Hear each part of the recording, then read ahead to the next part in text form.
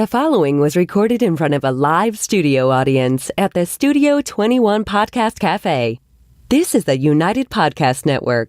The following program is closed captioned for the thinking impaired. By tomorrow, I will rule the world! You think he's gone? He's not gone. That's the whole point. He's never gone. Is this some radical new therapy? You see? To start, press any key. Where's the any key? Welcome. You've got mail. Well, I must have not been paying attention when you were just talking to me. Do you think that you could repeat the question? And I listen more attentively. There must have been something in all of that nothing that wasn't quite so easy to see. And I must have missed something when you were just talking to me. I must have not been paying attention. When you were busy slamming the door. There we are. I guess the things that pass for affection ain't the same as they were before. There must have been something in all of that nothing. Alrighty. That dropped me like a stone to Let's get this show on the road, shall we? Studio audience. miss something when you were just I got one clap out of the audience. That's only because there's only one person in the audience today, so it kind of works out. Hey, how you guys doing? Tom Duggan here on the Paying Attention podcast. High atop Two Guys Smoke Shop in Salem, New Hampshire, at the Studio 21 Podcast Cafe. We have a couple of announcements before we get to our guest today. We have Kiana is returning, Ed Sullivan. That's big news. The lovely, it's huge news. That predates me. Right. So. Oh, that's right. Yeah, that goes back to Mr. Jonathan. Yep. So we desperately need to have Eye Candy back on the show. And, you know, when we started a year ago, I'm actually starting to, the more I think about this, I'm taking it personal. We had 8 people involved in the show, and now it's just me. So it's kind of hard not to take that personal. You were the guy with the entourage right. when you started. Yep. Now it's me and Rich. I mean, it could be that when you talk too much, trouble starts. That could be. That could be. I think the other thing, too, is that we gave people segments to do, but I'm not a micromanager, right? So I don't want to stand over someone and tell them how to do stuff. Yeah. I just give people stuff, tell them to go do it. And sometimes when you do that, people kind of go back to living their own lives and then remember it like 5 minutes before the show. You know, like a lot of people, like me, right? I show up sometimes, I got nothing, and then we just trudge through the show. But you can generally pull it off. Other people, less so. Yeah. So next week is our 1-year anniversary edition. Believe it or not, we've been doing this for a year. Well, that's a lot of money Dave Garofalo made off of us last year. That's why he's always smiling when I come in, right? So next week we're going to have Kiana's going to be back. We're going to be doing news segments at the top of the show, which is great. I'm hoping we're going to get Maddie back at some point.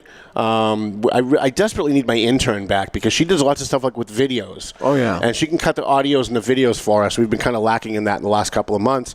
Paul Morano won't be back until the second or third week of January. Also next week, because it's our anniversary show, we're starting an hour early. So we're going to be starting at 1 o'clock instead of 2. We're going to do a 2-hour show with 4 breaks, maybe 5. And I want to invite all of the other hosts of all of the other podcasts to come, and if they're here, I'm going to bring them up. We're going to talk to them about their show. Awesome. What I want to do with my 1-year anniversary show is not so much to talk about what we've done over the last year. You've been following us, but our regular listeners know what we're doing. Our regular followers know what we're doing. What I'd like to do maybe is use it as a way to promote Studio 21 Podcast Cafe. Between us, don't repeat this, but it's really just my way of trying to get Mandra up on the show. Mandra and Debbie. Well, I'll get the word out. Yeah, get the word out. Everybody's invited. Everybody's invited. I'm not buying snacks. I'm not buying food. I'm a cheap bastard. But if somebody wants to bring, snacks and food and stuff, there'll be stuff here for you. Right. Well, then everybody's always invited, right? Well, yeah. I mean, we do have an open studio audience. I don't promote that too much because I don't want to get shot. You start promoting that, and then people who don't like you go, "Oh, now we know where he is every week at 2 o'clock on a Thursday." Too bad we're live. I can't edit that. Can't edit it out. So yeah, we want Mandra here for sure. I mean, we want all the other hosts here for sure. Yep. And especially we need Tom and Nancy Troy for Political TNT. Some of the other podcasts here on Paying Attention are phenomenal. Tom and Nancy Troy on Political TNT. I watched that show. I watched this show last week after my show. Right. I actually had it on in my car while I was driving home, and this does not happen often. I was laughing so hard I couldn't see. Right, you know how like when you're laughing and you end up closing your eyes? I couldn't. I had to pull the car over because they just screamed. They're brother and sister, Pat, and they just yell at each other for half an hour. One's a conservative, one's a Democrat. Perfect. And they just yell at each other for the whole half hour, and it's great stuff. Sometimes it gets a little personal. It does. But at the end, they always make up. Well, yeah, they're kissing me because they're brother and sister. Look, that's the way I was raised. This is not the America that I was promised. Well, I was raised in a household. Listen, I was the first Republican in my family lineage when I signed up to vote. My mother said, "So you signed up to vote today. You're a voter now." Another Democrat in the family. I said, "Not so fast." So I signed up to be a Republican. Wait, what? So, I mean, we used to debate stuff all the time at the kitchen table, and, at the end of the day, we still loved each other because we were family. Yeah. And that's the way it was everywhere back then when I was growing up, which isn't really all that long ago. And are you still registered as a Republican? No, I've left the Republican Party. They've disappointed me greatly. I'm an independent now. As am I. I'm an unenrolled. I still side with the Republicans on most things. I think on issues, the Republicans are mostly right. But damn it, you vote for these guys. They make promises. They're going to lower taxes. They're going to build a wall. They're going to do this. They're going to do that. And then they don't. Yeah. And I'll tell you what, if Donald Trump doesn't build this goddamn wall, I'll tell you right now, I'm not voting for him again. I'm not voting for anybody ever. I may never vote again if we don't get that. Because I'm an old man now. I just turned 50. Don't repeat that. Wow. But I'm an old man now, and I'm looking at years of being involved in local politics and recruiting candidates for city council and campaigning for Congress people and here we are. We never get what we ask for. We never get what we're promised. And if Trump doesn't do it, I'm done. I'm just telling you right now. I'm not voting for him. I'm not voting for anybody. Bad enough that he sat on the campaign trail yelling and screaming that we don't tell our enemies when we're withdrawing, and then he comes out and says we're withdrawing from Syria. Like, hello, this is not why we voted for you. So anyways, to my left, you're right, I have a great guest, which I think is going to fill the hour very quickly today. His name is Patrick Haines. He is from the law firm of Raimondo, Strapoli, Gazzili. Napoli Shkolnik. Napoli Shkolnik. That's a mouthful, right? And you guys are partnering with our buddy Bob Kelly. Yes. In Lawrence. I love Absolutely. Bob. Bob's former registrar of deeds. Has always been very good to the Valley Patriot. We love Bob Kelly. In fact, I think my ex works for him, which is kind of weird because when you guys sent me that thing, I went, Bob Kelly, no. Of all the law firms. Because I'm thinking, like, at some point I'm going to have to be sitting in a room, right? Yeah. And then she shows up. But, I mean, we're all grown-ups. We can handle that stuff. You are one of, not many, by the way. We thought there was going to be a whole bunch of lawyers after the Columbia gas disaster descending onto Lawrence and trying to take advantage of the people that were the victims of the Columbia gas disaster, which I want to talk about a lot today. But as we look around now, a few months later, there's really like one or two, and that's pretty much it. And most of the other law firms are they're doing class action lawsuits, and that's not exactly what you're doing. So why don't we start with, why don't you introduce yourself, tell people who you are, all that stuff, and then we'll go into the good stuff. Yeah, the good stuff. Cool. Yeah, no, I'm a lawyer actually based in Texas, working for a New York law firm, handling cases in Massachusetts. So how did that happen before you go forward? Yeah, this is one Texas of those law firm working for a guy in New York, and he's doing stuff in Lawrence, Massachusetts, and now he's sitting in Salem, New Hampshire on my show. How did that happen? Well, I got hired about 7 years ago by Napoli Shkolnik. They're based in New York, and they hired me to run their Midwest office right outside St. Louis.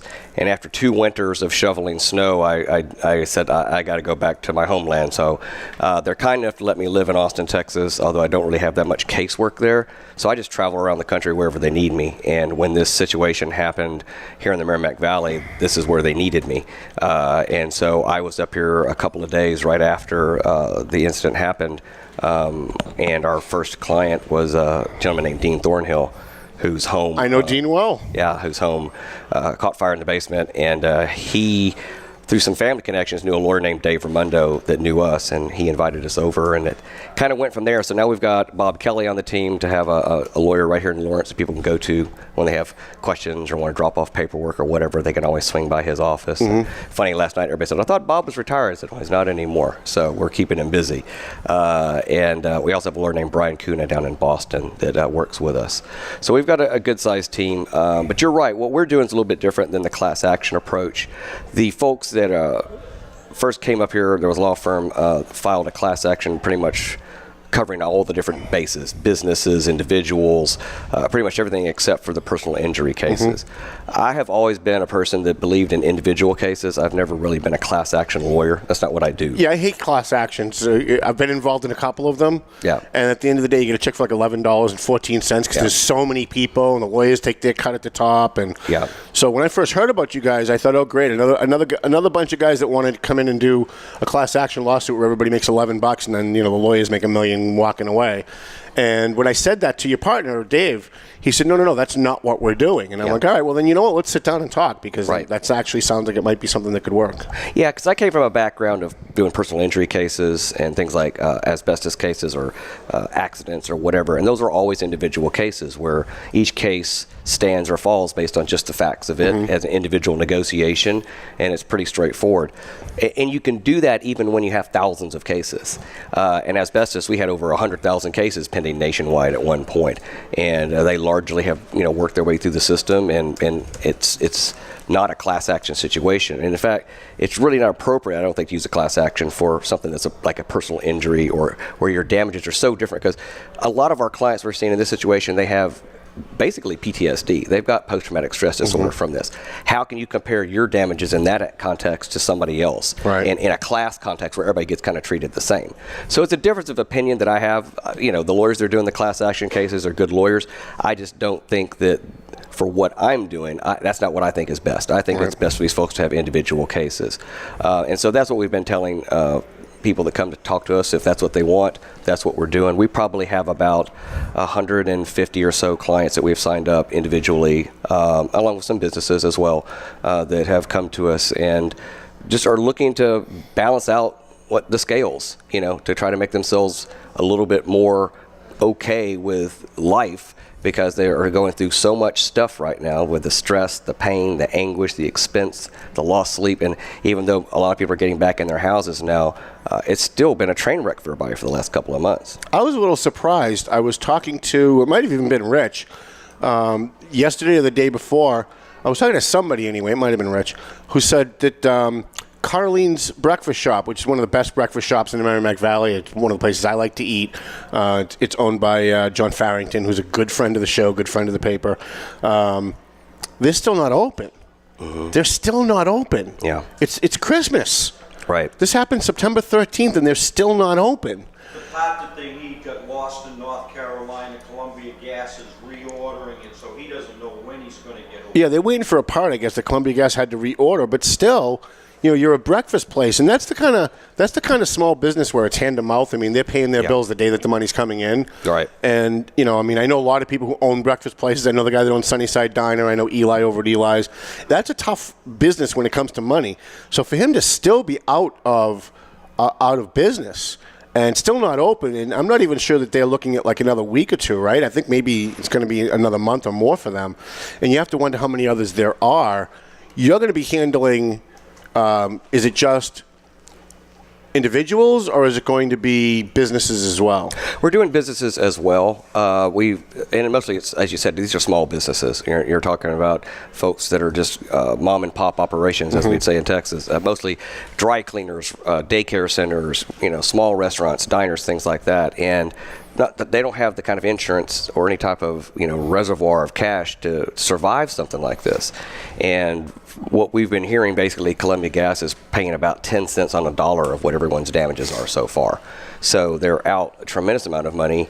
And then I think that we're probably going to find there's just a large economic downturn just in general. People across the three cities aren't shopping. They're not spending money. So even people who didn't lose gas service were coming to us saying, well, we have no foot traffic. No one's buying anything. So it's beyond just the ones that lost gas service. And it spills over because you have a small business. Let's just take us, for example, at the Valley Patriot.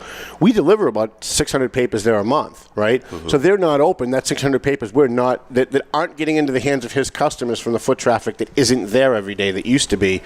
And I'm sure that he's got people who work for him who have lost wages, and I'm sure that they have had a hard time paying their mortgage or their rent because they're not working. Right. And so the spillover effect is huge. Do you have a lot of people that have come to you so far?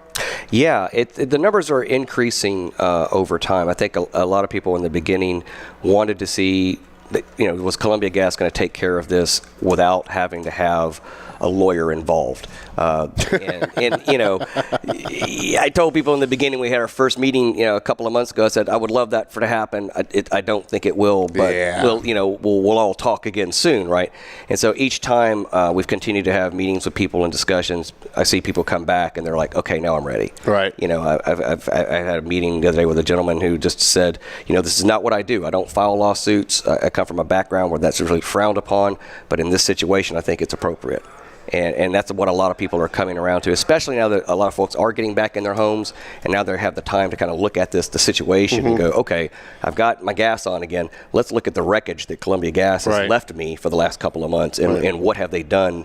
And then, we continue just to see this horrific efforts at trying to fix the problem. It was bad enough what started, the disaster was created by them, but all their efforts along the way to try to remedy the damage that they caused has just been terrible. And I don't think we still know what caused this situation. I mean, I know what we've been told, but just as somebody that has two brain cells that talk to each other, none of what they've told us makes any sense at all. They've told us that Feeney Brothers hooked a high-pressure line to a low-pressure line, and that's what blew up all these houses. But that can't be the case. Like, if that is the case, that's actually worse than if they're lying, I think. Because that means that there was no fail-safe, there's no safety system, Now imagine if somebody can blow up a city like Lawrence by mistake by hooking a high-pressure to a low-pressure line, and that's actually the reason. Imagine how much damage somebody malicious could do. Like, say you get an al-Qaeda terrorist that decides to get a job for Columbia Gas, maybe he can blow up 30 cities if he does it right? Right. So it doesn't seem to me like we've been told the truth. I know that there's been an NTSB report that came out, the National Transportation Safety Board, which for some bizarre reason is the one investigating this, especially since it's not their forte. And they've said that, it's not really Feeney Brothers' fault. Columbia Gas gave them faulty work orders. And again, if that's the case, why doesn't Feeney Brothers have some kind of a safety system where they check the work orders before they go out and they do them? Right. So given that we don't even really know what happened, we know what we've been told, but none of that makes sense. How difficult is that going to be moving forward for people who want to sue Columbia Gas when we haven't even really been told the right story from the beginning as to how it happened? It's really interesting in this entire couple of months this has been going on. What you've heard a lot of things from Columbia Gas, and one thing you've never had them get up and say is this wasn't our fault. They've never said that, and that's pretty telling. Most of the time, look at Johnson & Johnson just by comparison of what they've been saying in the news the last week about talc and asbestos contamination. They were quick to come out and say this is absolutely false. We never had asbestos in our product. That's their line, and they're sticking with it. You've never heard that from Columbia Gas. I think they know that it's on them. And the NTSB report, NTSB actually has jurisdiction, strangely enough, by statute on pipelines carrying hazardous materials. That's bizarre. Yeah, and it's just one of the things they've only in government. Yeah. So they stopped investigating air crashes cases to drop down here and check this out. But they did put out their preliminary report pretty quickly, and a lot of what it's pointing to is the fact that these old lines that were being replaced had these sensors in there designed to detect low pressure and automatically increase it to a higher pressure. And when they switched off that valve on the old line so they could turn on the new one, what we're believing has happened is the computer thought that was a failure of pressure and then automatically boosts it up when in fact it didn't need to be boosted up. So a light goes off at a control board in Ohio at NiSource's command center. They see the overpressure, but they can't do anything about it. There's, like you said, no button. There's no turn-off button. There's no, and what they had to do was call the crew at the scene and say, hey, we got a problem here. By then, houses are exploding left and right. It's weird. I pull into Cumberland Farms down the street because they usually have glazed nacho potato chips. Those are my favorites. And, of course, they didn't have them today, which is why I'm a little ornery. And you pull up, and before you walk in, there's a big red button. I don't know if any of you guys have seen this. But before you walk into Cumberland Farms, because it's also a gas station, there's a big red button that says automatic shutoff. Yeah. So that if somebody's smoking a cigarette and they're pumping gas and all of a sudden there's some kind of a fire, anybody can go over and hit that button and stop it so that there isn't more fire and more explosions and more damage of whatever it is. And yet if Cumberland friggin' Farms can do that, right? Columbia Gas is a multi-trillion-dollar across-the-world company, and they don't have a shutoff valve? Like, they don't have, like, a guy somewhere that can hit a shutoff valve? They can hit a button that will just shut everything down in case of emergency? Like, what if there's an earthquake? Like, say it wasn't this. What if there was an earthquake, even a small one, like a 2.1 or a 2.2, and it shook those pipes underground and caused additional pressure and caused something like this? There's no automatic safety valves that just shut everything off? It's hard to imagine, right?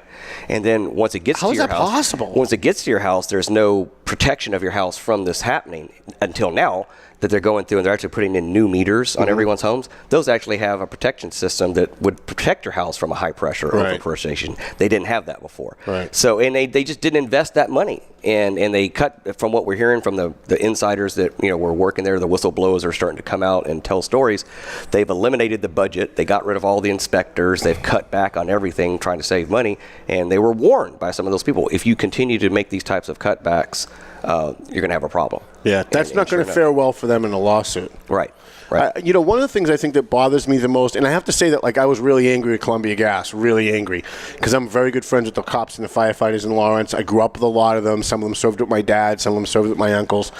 And I was there when the houses were blowing up. And I watched Lawrence firefighters, I watched Lawrence police officers running into buildings while they were exploding, grabbing kids and coming out and handing them to their mothers and then going back in while it was still exploding. Absolutely. So I was really pissed off, especially when I found out that this wasn't just some mistake, that this was something that really could have been prevented.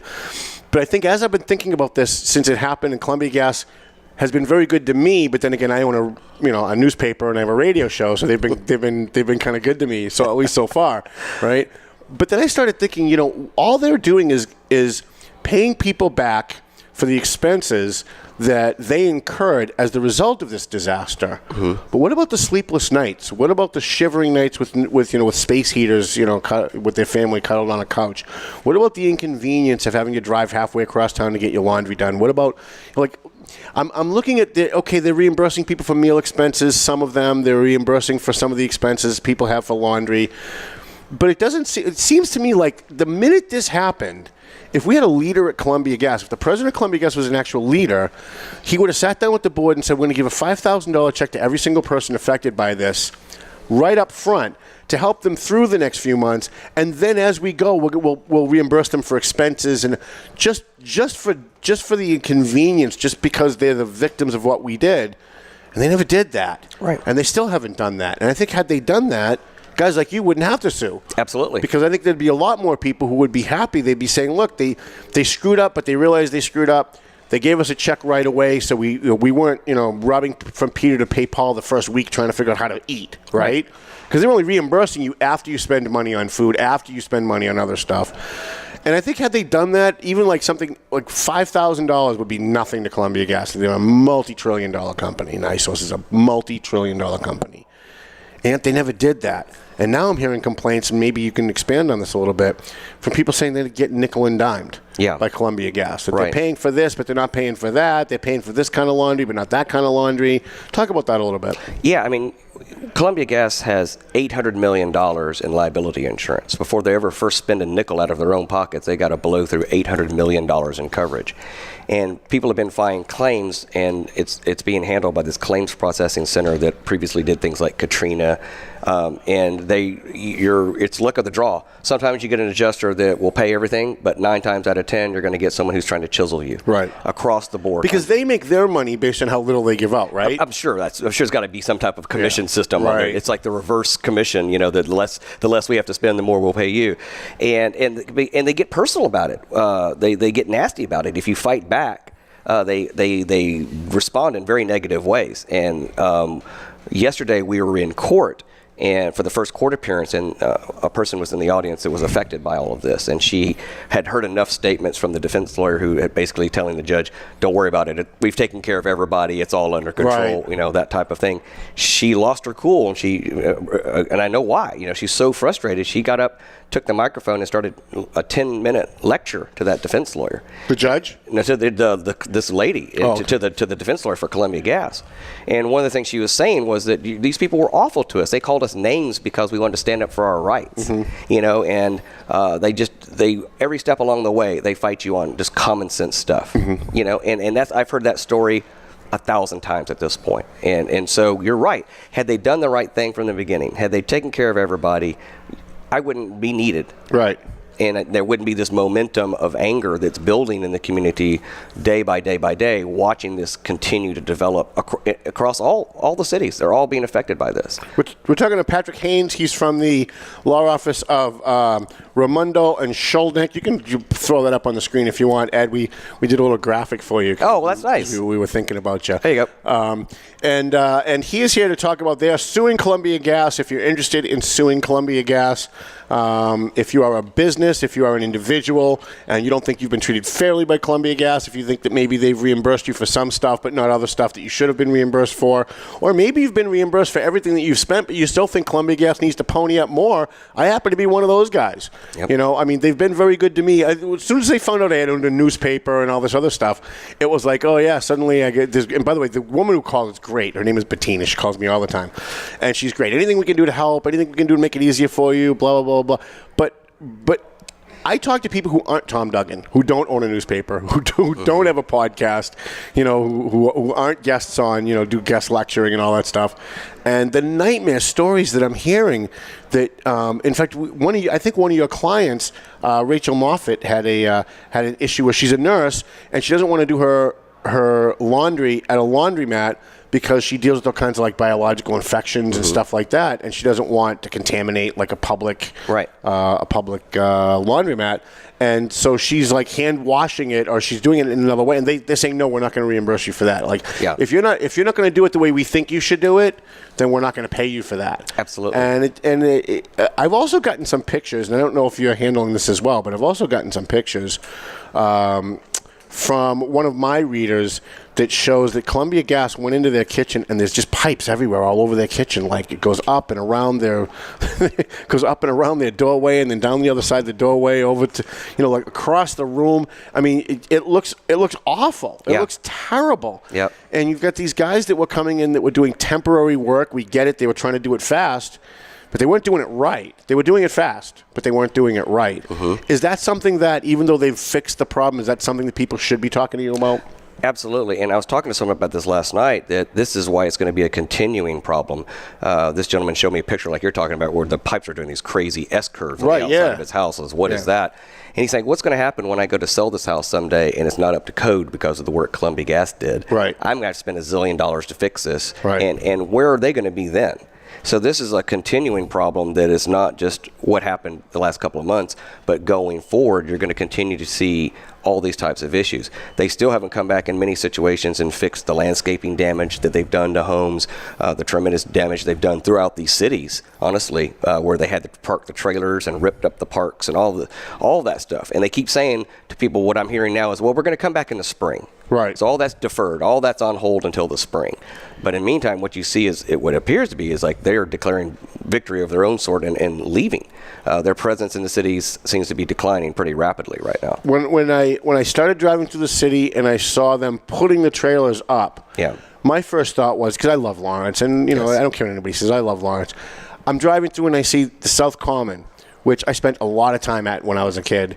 When I worked for the city, I was the director of a program called Adopt a Park, and we wanted to make sure that the parks looked great for the kids. This is before there were needles everywhere, right?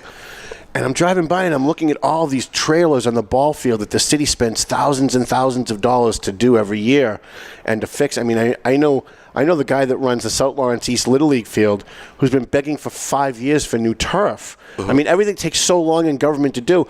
And then, they go out and they finally spend, after 20 years of disrepair, they spend thousands and thousands of dollars to fix up a park, and then Columbia Gas just goes on and they just throw all these big trailers up. I hope they plan on reimbursing the city. Yeah. I hope they do. And if they don't, I hope Dan Rivera calls you. Right. And the city files a lawsuit. I also know that Dan Rivera, as the mayor of Lawrence, as we get ready for our first break, spent an inordinate amount of money in his first year, which would have been, 5 years ago, Rick? 5 years ago when Dan's first came on as mayor, they found out that the previous mayor had paved all these streets with substandard paving. But he did it at election time, like he wanted people to say, oh, look, he paved my road, I'm going to vote for him. And so he had to go out and redo all of those streets. I think it was like 20, 30 streets in the city, which is a lot of money. They got money from community development block grants from the state. They redid all of these streets, and now they've all been dug up. They've all been dug up to have pipes fixed, to have pipes replaced, to have pipes repaired. And I'm hoping that Columbia Gas, come the spring, is going to repave all of those roads. Not just the ones that are well-traveled, not just the ones that meet their criteria, not just the ones that the insurance company says maybe they should do.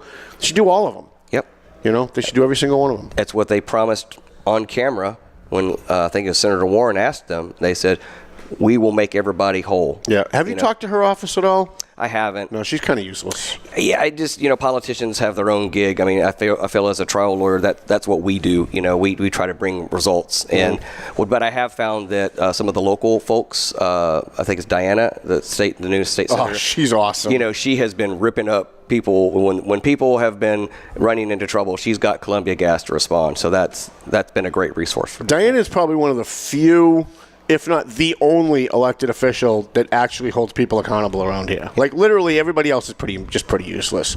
No offense to my friends in politics, but Diana's really the only one that does any work.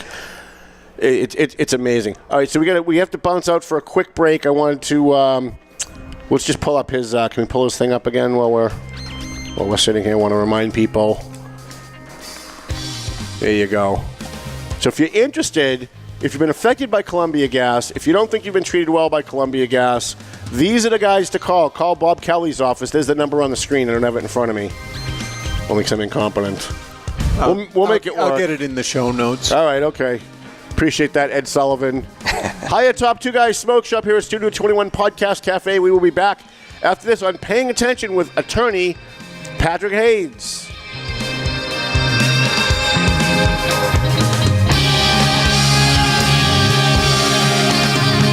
A&M Auto Body. We got our friend Angelo over there. Angelo Memolo over there. He does great work on your car. So if you got a ding in your car, somebody hit you, you got a mechanical problem, you bring it to A&M Auto. He's on South Broadway in Lawrence on Inman Street. Angelo will take care of you.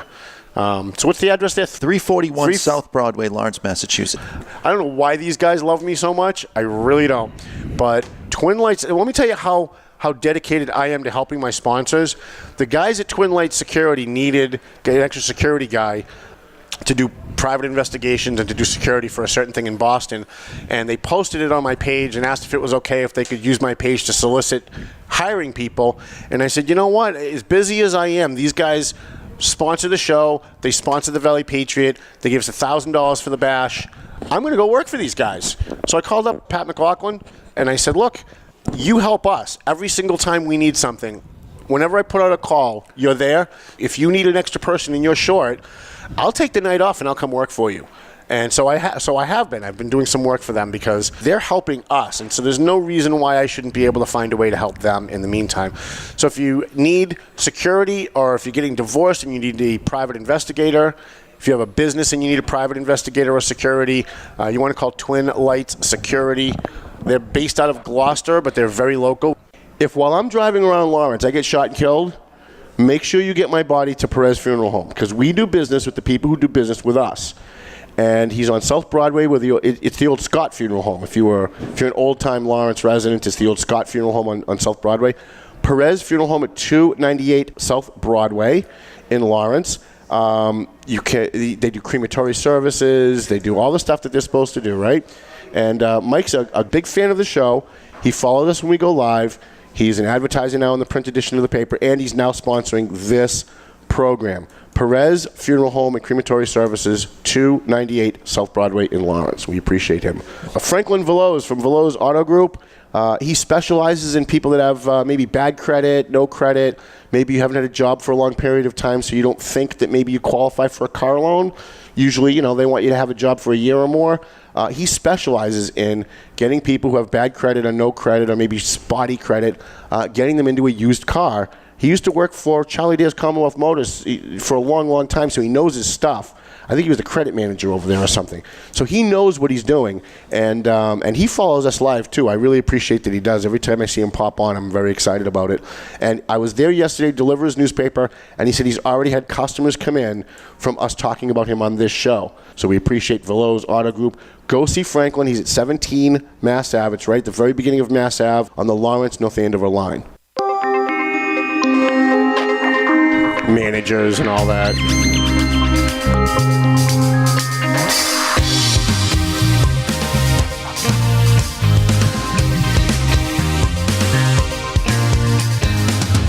Alrighty. I still think that's the funniest commercial that I've ever done. If I get shot when I'm driving around Lawrence, I love that one because it is. Well, first of all, it's true, right? Because I've been shot at twice now, right? So it's true. Like if anything happens, even in death, we are loyal to the people who are loyal to us. And I want to make sure that, like, even though I'm not here to make the decision, I want it memorialized on this show that if anything happens to me. Well, I've already committed to making sure. Okay. All right. Very good. And we also want to thank Franklin Veloz Auto Group. He one of our followers, one of our readers, one of our listeners, Jen Ravalia, saw the very first ad on this show for Veloz Auto Group. She needed a car. She went down to Franklin, told him who she was, told her what she was looking for. She didn't have a lot of money. She didn't have great credit. He took care of her. She drove off the lot with the car. Just took care of her. Nice. Right? So that's why we go to the people who take care of us, because if you go to Franklin Veloz for a car and you tell them, hey, look, I'm friends with Tommy Duggan, or I follow the Valley Patriot, or I follow the Paying Attention podcast, they will take care of you. Like I have Mike Thibodeau, his girlfriend got into an accident, took the car to Angelo over there at A&M Auto Bodies over there. I only do that because he's Italian. We like to make fun of Italians on this show. We're equal opportunity offender. And he went in and he said, hey, are you that guy Angelo over there? And he said, yeah, you must be a friend of Tommy Duggan's. He says, yeah, I have some body work I need done. He took care of it. Like in 2 weeks, it was all taken care of. It looked just as good as new. So make sure that you guys, we're always looking for new sponsors. It's very, very, very inexpensive. For $50 a week, you can sponsor the show. We will talk about you on the show. We'll give you free ink in the Valley Patriot. We actually have a crossover package. If you want to advertise in both print and on the show, we can do that. And we also want to encourage you to keep an eye out for all the other podcasts here at the Studio 21 Podcast Cafe, especially, excuse me, especially the Writer's Block. We love the Writer's Block. Actually, I just love Mandra, but we love the Writer's Block because that's the excuse that I have to watch Mandra, right? Because she looks great on TV. She looks great on the internet, and her and Debbie. Although I have to be really good when it comes to Debbie because her husband is Mr. Jonathan. Yeah, you don't want to go there, right? So I would be saying way more nice things about Debbie, but I just don't want to get beat up. Hey, how you guys doing? Tom Duggan back here on the Paying Attention podcast. I'm sitting here with Attorney Patrick Haines. He is from Napoli and Shkolnik. Did I say it right? You did well. I got it right. Yeah, I only took 27 times, but I got it. They're also partnering with our good friend Bob Kelly, Attorney Bob Kelly on Parker Street in Lawrence. His office is right on top of the Packet Pharmacy. I want to say hi to our friend Robin Desmond, who owns Packet Pharmacy. She's very good to me. I was having some heart problems the other day, and I pulled in, and she opened up one of her things and took my blood pressure and took care of me right there in the pharmacy. I was all set. So, if you're interested in suing Columbia Gas, if you're interested, maybe you're not sure if you want to sue Columbia Gas, but you just want to talk to somebody about it, you ought to give these guys a call. Do you have that phone number there? Which number are you looking for? I'm looking for the 68 number, 688-978-688-6900, 978-688-6900. Which is for Attorney Kelly, correct? Right, that's Attorney Bob Kelly's office. They're working with the Raimondo and Shkolnik law firm. on this. I sent some pictures over to you, Ed. Yeah, you want to get one up there? Yeah, let's throw one up because we were talking about this before the break about how this is one of my readers, Dan Rooney. He's a longtime follower of the show.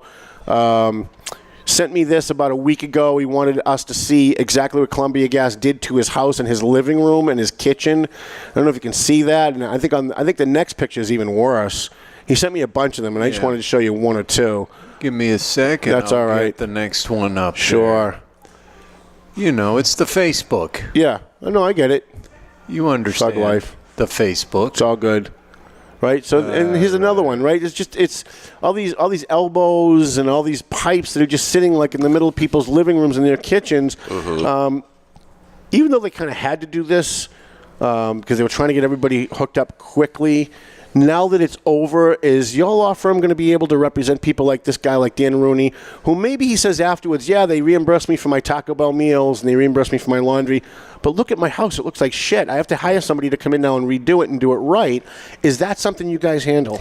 Absolutely, because to me, that's a decrease in the value of your property, right? That's a change that you didn't have, that you didn't ask for. Now you've got crazy pipes on your wall that you didn't have before. Right. That's the kind of thing they need to No fix. way to impress a girl if you're single. Yeah, I think he's single. That's why I think it's going to be hard enough to sell houses in this area for a while anyway. There's going to be people from outside this area going to be a little bit leery about buying some of these houses. Which Sure. And one of the things that we found out yesterday in court, and as the judge is appearing to be ready to sign an order where both sides have asked for a sit down in the next 90 days, that we're going to do some type of a mediation to see if we can come to terms in a way that early, rather than waiting 4 years of litigation and lawyers fighting to make this better.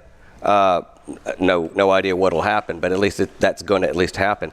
And if there anything like that ever does develop where there's some type of resolution to this, they're going to have to think about the future. Right. And how are we going to take care of the people whose damages haven't popped up yet, and things are going to happen going forward when their house, can't pass code inspection because of the work that was done. I noticed that they're very, very eager. They started it with me before they found out who I was to try and close my case. Yes.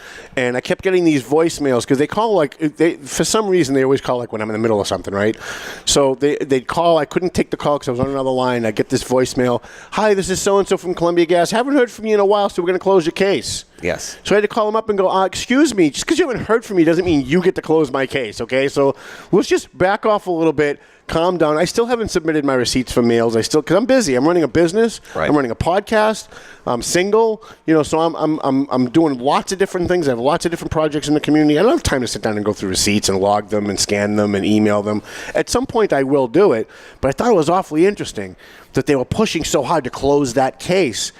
And so I guess my question to you is, if they were to say, okay, well, we've closed your case, Patrick. Mm-hmm. You lived on Brookfield Street, and we've reimbursed you for your meals, we've reimbursed you for your laundry, we've reimbursed you for whatever else you've sent in, and we've closed your case.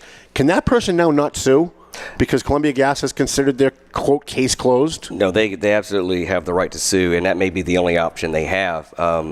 We were talking to a number of folks yesterday about that similar situation, and when that happens and they just kind of unilaterally decide we're done, that's because they're controlling the claims process right now. This is they have full control. They can pay what they want to pay. Why though? Why isn't a third-party independent organization running this and saying, okay, we're not connected to Columbia Gas, we're not connected to the victims, we're gonna make these decisions? Like, why isn't that not happening? That would be a fantastic idea. Yeah. It should have been somehow forced should tell the upon judge. them. Maybe the judge could order something like that, because that would make people's lives easier, I think. Well, I think if there is ever any type of resolution in these cases where there's a settlement, that's absolutely what will happen, is that there will be a setup system where there's a trust or something like that. The money's put in there and some neutral third person administers it. That's exactly what they did in the BP Amoco oil spill cases off the Gulf, when they had to go fix all these damage to the environment, all the fishermen that were out of work, all of that.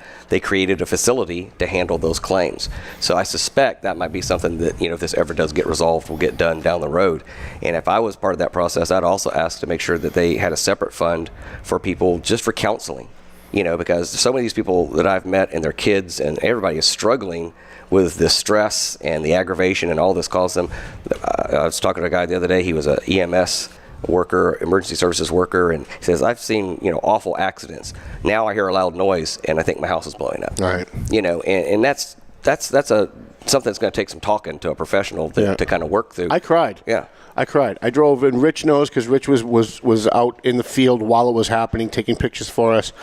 And I'm listening to these guys, and I recognize the guys. I listen to the scanner every night. I'm chasing police calls. I know the cops. I know the firefighters, and I'm hearing, I'm hearing firefighter Driscoll say, we've got a man down. We need 5 guys in here right away. We've got firefighters got hurt, police officers got hurt, civilians got hurt. And at one point during all of this, I pulled over and I started weeping. Again, I'm not a weepy kind of guy, I'm not like, I'm not one of these liberals that gets all weepy about everything everybody says. But I just started thinking of my friends. I just started thinking of my friends, the people that I knew, people that I grew up with, the families that I grew up with in South Lawrence. And especially these guys that were running in. Right. The guys that were running in while everybody was running out. The EMTs, I didn't even think of the EMTs. I'm just thinking police and fire, right? But the EMTs, the police and fire, and the Good Samaritans, there were individual civilians that were running into buildings while they were exploding, pulling people out. Yep. And it was just, I couldn't believe what I was hearing. Like, it took a good hour of driving around and filming this before that started to sink in. When it started to sink in, I mean, I had to pull over and I had to weep. I can't imagine, and I don't have PTSD. I'm not looking for any of that, but I can't imagine the people that were actually involved in that, what they're dealing with every night, what they wake up thinking first thing in the morning.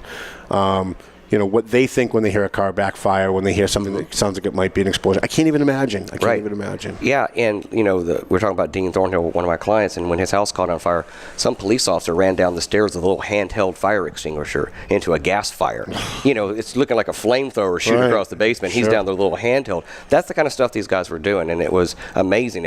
You certainly saw the best of people in that instance of how people and how the towns reacted. Yeah. But it had to be devastating for people that have lived their whole lives in these towns to see their town wrecked, literally torn apart, blown apart, people killed, people hurt, and something that could easily have been prevented.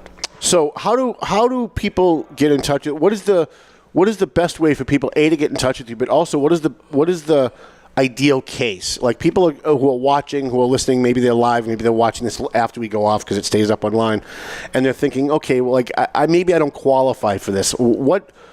What circumstances have to be there for someone to qualify to come to you and say, I think we've got a case? Is it anybody that was affected by Columbia Gas? People have been asking me, well, look, I didn't have any property damage and I wasn't hurt. Do I really have a claim? And I'm like, absolutely you do. For what you were talking about, if you lost gas service for really any appreciable amount of time and went through the stress, the aggravation, the lost time from work and school, just dealing with that whole claims process and all that mess, there's something there. That's what I call it the pain in the rear factor, but it's something that exists, right?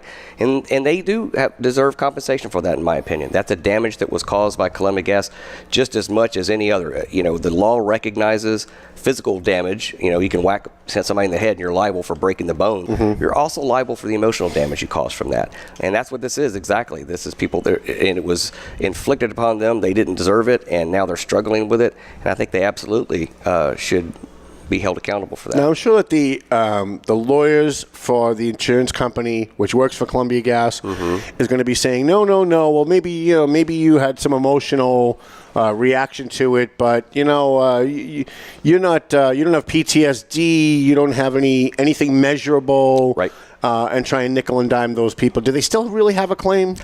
If they don't have like any measurable PTSD, but they're still affected by it emotionally? Massachusetts law on this particular topic is basically says if you have any type of physical reaction from the emotional damage, you've got a claim. Really? And it's a pretty low threshold of what that physical reaction is. So I think things like headaches, stomach aches, insomnia, all the physical symptoms that are associated with something like PTSD, as an example, that's a real physical damage. So I think you've got a pretty darn good argument. Nothing's guaranteed in life, but that's what I would be standing in front of a judge saying, is that this is a physical. This is not just an emotional damage. This is a physical damage that's occurred to these people. PTSD in this instance is affecting their bodies. So therefore, they should have to compensate people for the emotional toll that it's taken. Walk me through the process. Someone comes to you and they say, okay, I've been affected by Columbia Gas.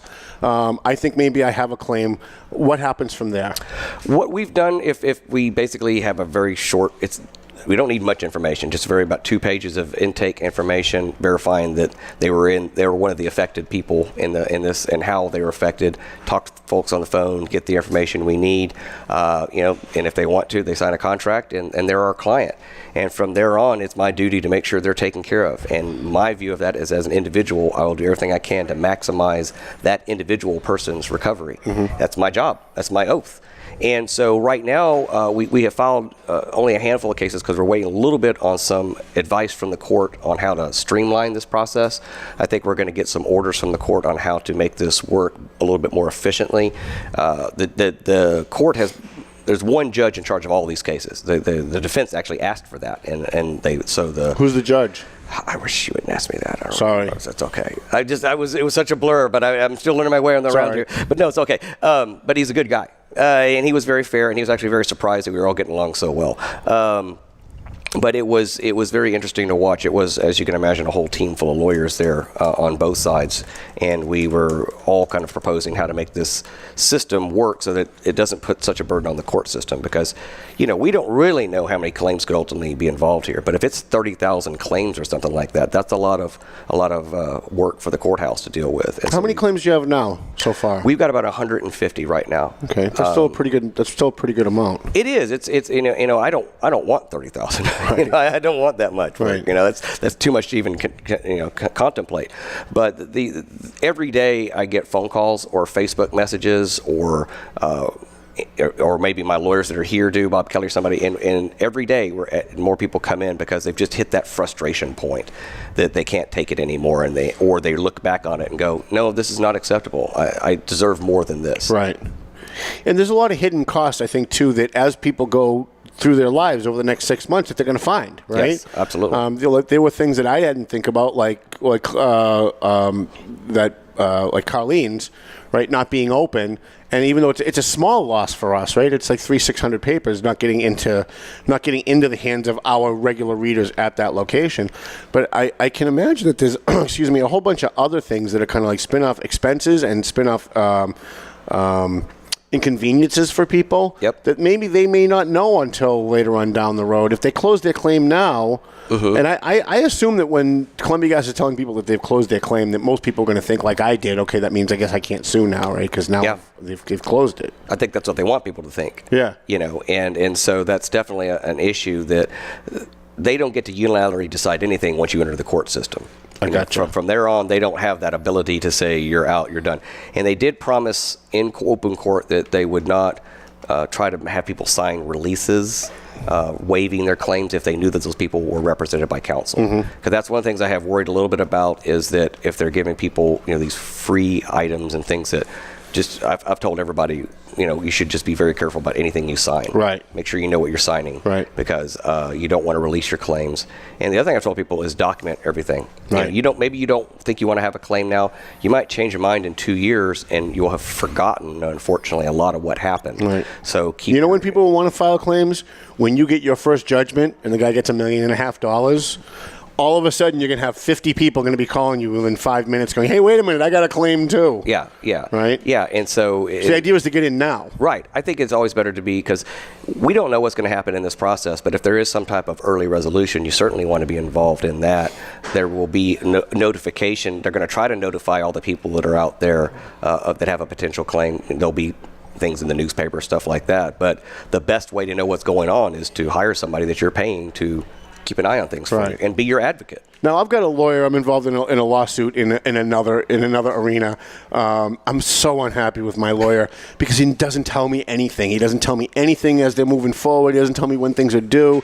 Doesn't give me updates.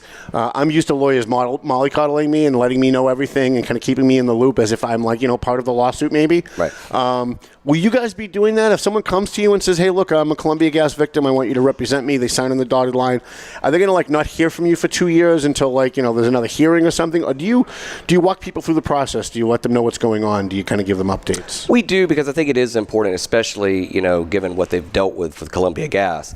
For the folks that we represent, about every 2 weeks, we kind of go down the list and call everybody one at a time and say, how are things going? Right. Did you get your gas back? Any new problems coming up?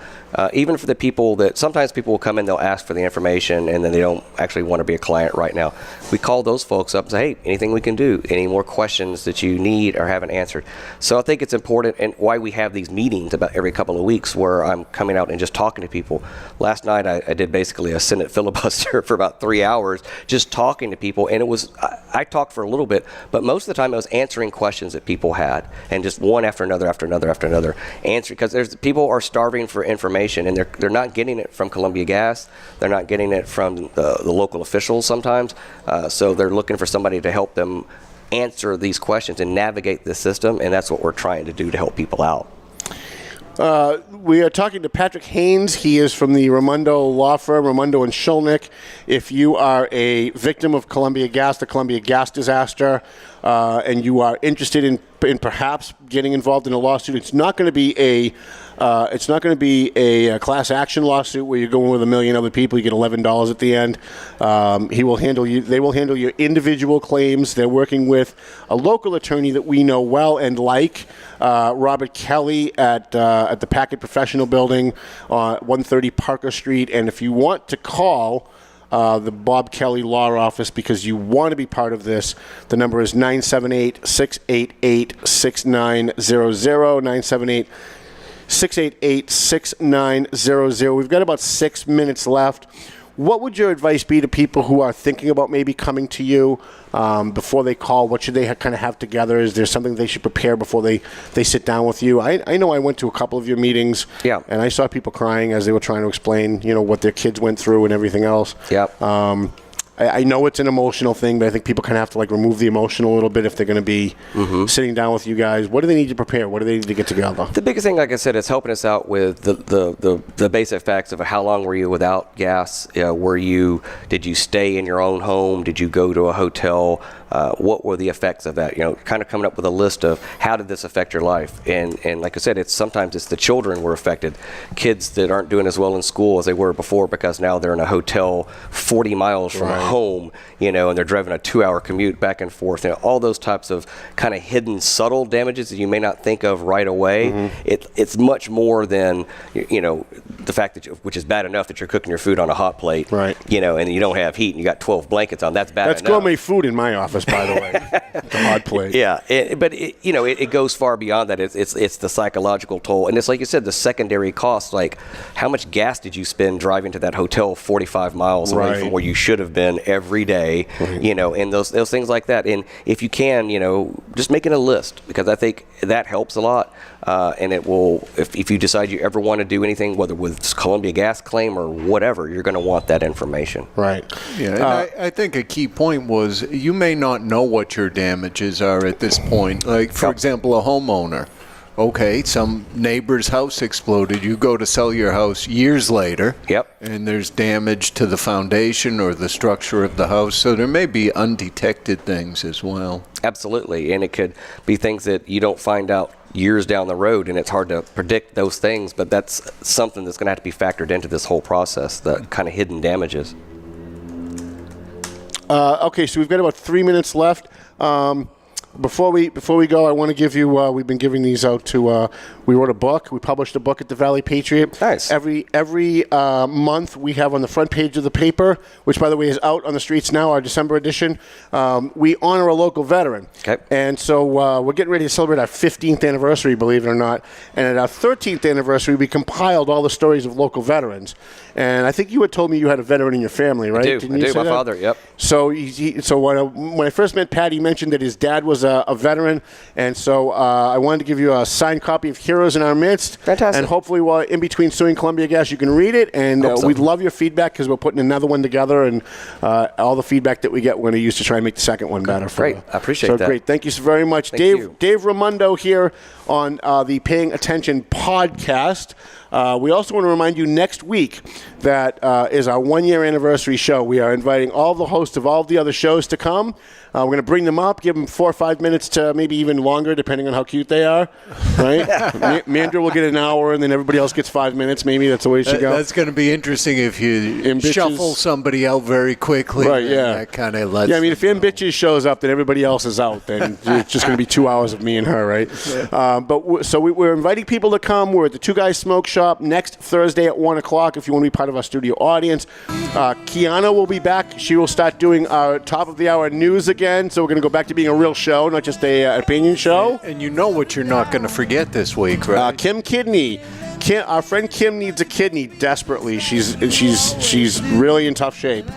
And so if you know anybody that wants to donate a kidney, that wants to maybe start through the process, you can email her or her husband Ted at kimkidney1960@gmail.com. I probably won't see any of you before Christmas because I'll be hiding. I don't like to do Christmas shopping and I don't like to talk to people. So I'll be hiding between now and Christmas. So if I don't see you, which I probably won't, I hope you guys all have a Merry Christmas. I had a great Hanukkah. Thank you for asking. Appreciate that. How was your Hanukkah? Hanukkah was good. All right. I didn't get quite as many Hanukkah presents as I got last year, but it's not really about that. Actually, it is for me, but it's not supposed to be about that, so I have to pretend. Melvin and Taylor closing out the show. We thank Melvin for doing the music for the show and for putting it on his records. That's pretty awesome, too.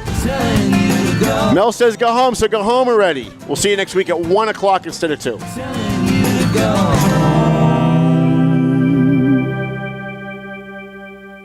The views and opinions expressed by the hosts, guests, or callers of this program do not necessarily reflect the opinions of the Studio 21 Podcast Cafe, the United Podcast Network, its partners, or affiliates.